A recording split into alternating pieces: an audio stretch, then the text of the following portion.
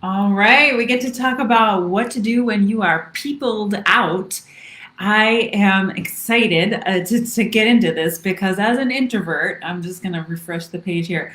As an introvert, I bet you relate to this that sometimes it's just too much people, too much of people. So, my example of this, one of my biggest ones, one of the ways I really learned how to handle this is that here it is. Yeah. So one of the ways I learned how to handle this is that back in the day, before the pandemic, in the old days, when things were in person, I actually went and did a lot of corporate trainings at big companies. So, for example, I used to teach 8 to 5 or 9 to 6 kind of trainings that would be. I keep getting distracted by my screen down here. I'm trying to stay focused on you. That would be trainings for like a pretty large group of people. I'd get up early in the morning, drive to somewhere like San Jose or downtown San Francisco. I live in San Francisco. I used to live in Berkeley. And then I'd be there from, 8 to maybe 6 in the evening, totally on, game face on all day, especially in the afternoon. They started to have a food coma, and that was my time that I had to keep my energy up and keep them engaged throughout the whole afternoon. And then I'd come home at 7 o'clock or so, and I just crashed.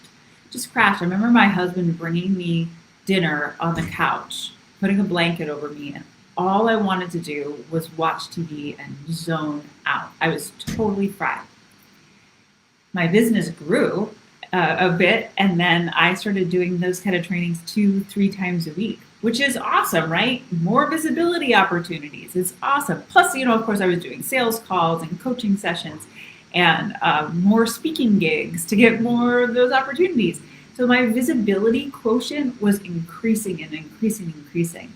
It would get to the weekends and I would be so crashed that I didn't even want to talk to anybody. I remember my husband, I'm a chat. I like to talk. I talk about my feelings. I didn't want to talk at all. He was worried about me. And this is when I started to really question what it takes in order for me to have enough energy for visibility. And when I started to put some things together, I see this with my clients all the time, that they're struggling with being burnt out. They're struggling with overwhelm. And that leads to more anxiety when they're actually out there and having to give and give and give. And because communication takes a lot of energy. If you're in a high stakes communication situation, that takes a lot of energy. So if you don't have a lot of energy to give, it just depletes you all the more and it can play on your self-confidence and your self-esteem. And then it can lead to issues happening, right? It's compounding, a self-compounding effect, a self-fulfilling prophecy, you could say. So I started to get curious about this, and what I discovered is that there's a there's a personal visibility cycle that introverts go through, that introverts experience and need to master. Personal visibility cycle. So I said in this video I was going to talk about a few things. I was going to talk about, do you always have to be on? Do you always have to be on? Well, the answer is no, because it's a personal visibility cycle, which means there's going to be times that you're on, like I'm on right now, and there's going to be times that you turn that visibility off on purpose in order to recharge. So let me back up to explain this. Where do introverts get their energy? You've probably heard this before, but introverts get their energy from being alone, doing things like writing, maybe you're reading, watching a TV show, taking a walk on your own, taking a bath, cooking, gardening, journaling, etc. Things on your own, or activities with the people that are really comfortable for you. So that could be your partner, your good friends, your family, your like inner circle. But anything beyond that is going to take energy from you, usually. So that's part of how you'll know that you are an introvert. And it's really important for you to know about yourself if you are an introvert. So, do you always have to be on? Well, if you feel like you always have to be on, you're going to be exhausted and burned out. that will just wear you down. OMG. And so the answer is a big fat no on that one. You do not always have to be on. In fact, that will be a detriment to you. So the next question I ask is, what if I don't want to speak up in a meeting? And this could go for any situation. Say you're at a networking event or even an interview. There's situations. What if you don't want to speak up? Well, I would say that is a signal to you that your cup does not runneth over. What I mean is that your cup is a little bit empty. Your introvert's cup of energy is not full. And so you need to take time to recharge your batteries, because you know that something like speaking up in meetings or going to networking events or being in an interview is going to deplete energy from you. So you're always recharging and then using that energy and recharging and using it in order to be engaged and out there in the world. Now, we all know that visibility in general is going to help you to achieve your goals. So whatever your goal is, you have your own business, visibility is going to help you attract new clients and make more sales, right?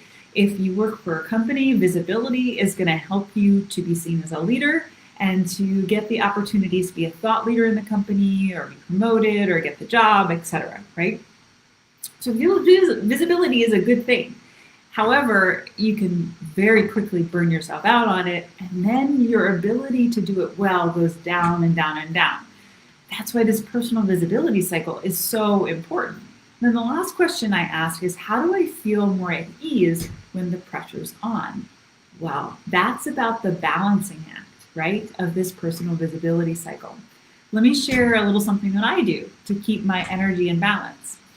Every Wednesday from about 10 to 1 or 1:30 is just my time to fill up my cup, to do something nourishing for me. My husband's off at work. This is my time to be with me.